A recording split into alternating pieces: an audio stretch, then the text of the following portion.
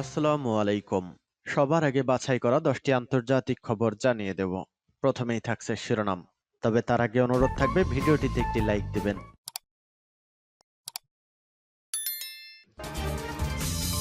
জানিয়ে দিব হাতে থাকা সর্বশেষ আপডেট আন্তর্জাতিক সংবাদ। প্রথমেই সংবাদ শিরোনাম। নেতানিয়াহু নোংরা খেলা খেলছেন বলছে হামাস। এরপর জানিয়ে দিব ইউক্রেনে এক রাতেই 2.5 শতাধিক ড্রোন দিয়ে হামলা রাশিয়ার। এদিকে সোমবারের মধ্যে কাজের হিসাব দাও নাইলে চাকরি ছাড়ো বলছেন মাস্ক। এরপর জানিয়ে দিব রুশ বাহিনীকে আরো শক্তিশালী করার অঙ্গীকার পুতিনের। আরও জানিয়ে দিব মুখোমুখি বসবেন পুতিন ট্রাম্প, চলছে প্রস্তুতি। সর্বশেষ জানিয়ে দিব সীমান্তে আরও 100 স্থানে বেড়া নির্মাণ করবে ভারত। এতক্ষণ শুনছিলেন সংবাদ শিরোনাম, এবারে বিস্তারিত। তবে অনুরোধ থাকবে ভিডিওটিতে একটি লাইক করবেন এবং কমেন্ট করে জানিয়ে দিবেন কোন জেলা থেকে আপনি আমাদের এই ভিডিওটি দেখছেন। নেতানিয়াহু নোংরা খেলা খেলছেন বলছে হামাস। গাজা যুদ্ধবিরতি চুক্তি ভণ্ডুল করতে নেতানিয়াহু নোংরা খেলা খেলছেন বলে মন্তব্য করেছেন ফিলিস্তিনের স্বাধীনতাকামী গোষ্ঠী হামাস। গোষ্ঠীটির অভিযোগ, ইসরায়েল সরকার চলমান যুদ্ধবিরতি চুক্তির দ্বিতীয় ধাপ নিয়ে আলোচনায় যুক্ত হচ্ছে না, যা আগামী 1 মার্চ শেষ হওয়ার কথা। শনিবার 22 ফেব্রুয়ারি আল জাজিরাকে দেয়া এক সাক্ষাৎকারে হামাসের রাজনৈতিক শাখার জ্যেষ্ঠ সদস্য বাসেম নাইম এ অভিযোগ করেন। বাসেম নাইম বলেন, আমরা বিশ্বাস করি আবারও এই চুক্তিকে ভণ্ডুল ও গুরুত্বহীন করার নোংরা খেলা চলছে, আর এই খেলার মাধ্যমে আবার নতুন করে যুদ্ধে ফিরে যাওয়ার বার্তা দেয়া হচ্ছে। তিনি বলেন, চলমান যুদ্ধবিরতি চুক্তি নিয়ে হামাস প্রতিশ্রুতিবদ্ধ, চুক্তির বাধ্যবাধকতাগুলো মেনে চলা হয়েছে। হামাসের এই নেতার অভিযোগ, ইসরায়েল চুক্তির শর্ত ভঙ্গ করছে। চুক্তির প্রথম পর্যায়ে কার্যকর থাকার মেয়াদকালে শতাধিক ফিলিস্তিনি নিহত হয়েছেন। প্রতিশ্রুতি মেনে পর্যাপ্ত মানবিক সহায়তা গাজায় ঢুকতে দেয়া হয়নি। নেটজারিম করিডর থেকে সেনা প্রত্যাহার স্থগিত রাখা হয়েছিল। এর আগেও এই মাসের শুরুতে দ্য নিউ ইয়র্ক টাইমসকে দেওয়া সাক্ষাৎকারে ইসরায়েলি কর্মকর্তারা স্বীকার করেছেন হামাসের অভিযোগ সত্য, তবে সরকারিভাবে ইসরায়েল এসব অভিযোগ অস্বীকার করেছে। ইউক্রেনে এক রাতেই 2.5 শতাধিক ড্রোন দিয়ে হামলা রাশিয়ার। ইউক্রেনে এক রাতেই 2.5 শতাধিক ড্রোন দিয়ে হামলা চালিয়েছে রাশিয়া। যুদ্ধ শুরুর পর থেকে একদিনে এটাই সর্বোচ্চ ড্রোন হামলার ঘটনা। ইউক্রেনের বিমান বাহিনী রবিবার এক বিবৃতিতে এ তথ্য জানায়। ইউক্রেনের বিমান বাহিনীর মুখপাত্র ইউরি ইগনাত জানিয়েছেন, প্রায় 3 বছর আগে যুদ্ধ শুরুর পর এক রাতেই রেকর্ড 267টি ড্রোন দিয়ে হামলা চালানো হয়েছে। এর মধ্যে 138টি ড্রোন গুলি করে ভূপাতিত করা হয়েছে বলে জানান তিনি। এদিকে রাশিয়ার বিরুদ্ধে যুদ্ধে ইউক্রেনকে দেওয়া সহায়তার অর্থ ফেরত চেয়েছেন মার্কিন প্রেসিডেন্ট ডোনাল্ড ট্রাম্প। তিনি বলেছেন, ইউক্রেনকে দেওয়া সহায়তার বিনিময়ে যুক্তরাষ্ট্র যে কোনো কিছু পেতে চায়। শনিবার মার্কিন কনজারভেটিভ পলিটিক্যাল অ্যাকশন কনফারেন্সে দেওয়া বক্তব্যে ট্রাম্প বলেন, ইউক্রেনকে দেওয়া কয়েকশো বিলিয়ন ডলারের সামরিক সহায়তা ও অন্যান্য সহায়তার প্রত্যাবর্তন তিনি নিশ্চিত করতে চান। এর জন্য ইউক্রেনের বিরল খনিজ সম্পদ সংক্রান্ত একটি চুক্তি প্রায় চূড়ান্ত পর্যায়ে রয়েছে। সোমবারের মধ্যে কাজের হিসাব দাও নাইলে চাকরি ছাড়ো বললেন মাস্ক।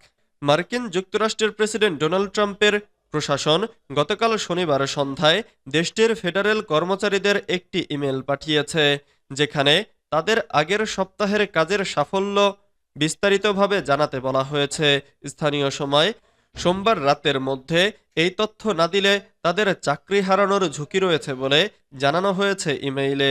বার্তা সংস্থা রয়টার্সের প্রতিবেদনে বলা হয়েছে, এই ইমেল পাঠানোর কিছুক্ষণ আগেই ট্রাম্প প্রশাসনের ডিপার্টমেন্ট অব গভর্নমেন্ট এফিসিয়েন্সি বা সরকারি কর্মদক্ষতা বিভাগের প্রধান, বিশ্বের শীর্ষ ধনকুবের ইলন মাস্ক তার নিজের সামাজিক যোগাযোগ মাধ্যম প্ল্যাটফর্ম এক্সে শেয়ার করা এক টুইটে বলেন, এই ইমেইলের উত্তর না দিলে তা পদত্যাগ হিসেবে গণ্য করা হবে। ইলন মাস্ক এক্সে লিখেছেন, সব ফেডারেল কর্মচারী শিগগিরই একটি ইমেল পাবেন যেখানে জানতে চাওয়া হবে তারা গত সপ্তাহে কি কাজ করেছেন। উত্তর দিতে ব্যর্থ হলে তা স্বেচ্ছায় পদত্যাগ বলে বিবেচিত হবে। মাস্কের এই পোস্টের কয়েক ঘন্টা আগে প্রেসিডেন্ট ডোনাল্ড ট্রাম্প তার নিজস্ব সামাজিক যোগাযোগ মাধ্যম প্ল্যাটফর্ম ট্রুথ সোশ্যালে শেয়ার করা এক পোস্টে বলেন, ডিওজিইকে আরও আক্রমণাত্মক হতে হবে এবং 23 লাখ ফেডারেল কর্মী সংখ্যা কমিয়ে সরকারকে ঢেলে সাজাতে হবে। রুশ বাহিনীকে আরও শক্তিশালী করার অঙ্গীকার পুতিনের। রুশ সেনাবাহিনীকে আরও শক্তিশালী করার অঙ্গীকার ব্যক্ত করেছেন রাশিয়ার প্রেসিডেন্ট ভ্লাদিমির পুতিন।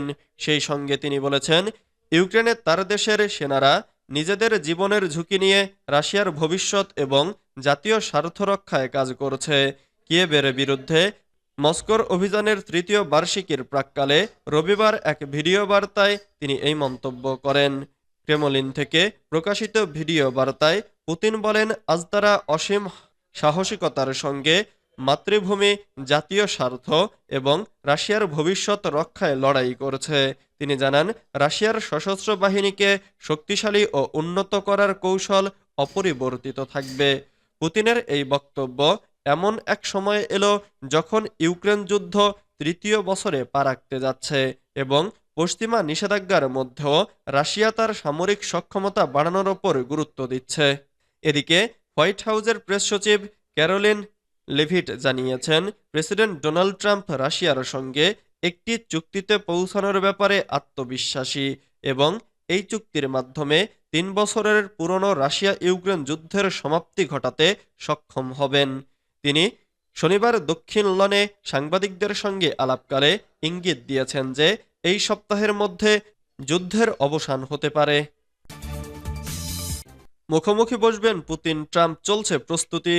ফোনালাপ পর্ব শেষে এবার মুখোমুখি বসতে যাচ্ছেন যুক্তরাষ্ট্রের প্রেসিডেন্ট ডোনাল্ড ট্রাম্প ও রাশিয়ায় তার সমকক্ষ ভ্লাদিমির পুতিন। বিশ্বের আলোচিত এই দুই রাষ্ট্রনেতার বৈঠকের প্রস্তুতি চলছে। এই বৈঠকের মাধ্যমে ইউক্রেন যুদ্ধ নিয়ে গেল 3 বছর ধরে চলা মার্কিন নীতিতে বড় পরিবর্তন আসতে যাচ্ছে বলে ধারণা করা হচ্ছে। স্থানীয় সময় শনিবার 22শে ফেব্রুয়ারি এই তথ্য নিশ্চিত করেছে রাশিয়ার উপপররাষ্ট্রমন্ত্রী সের্গেই রিয়াবকভ।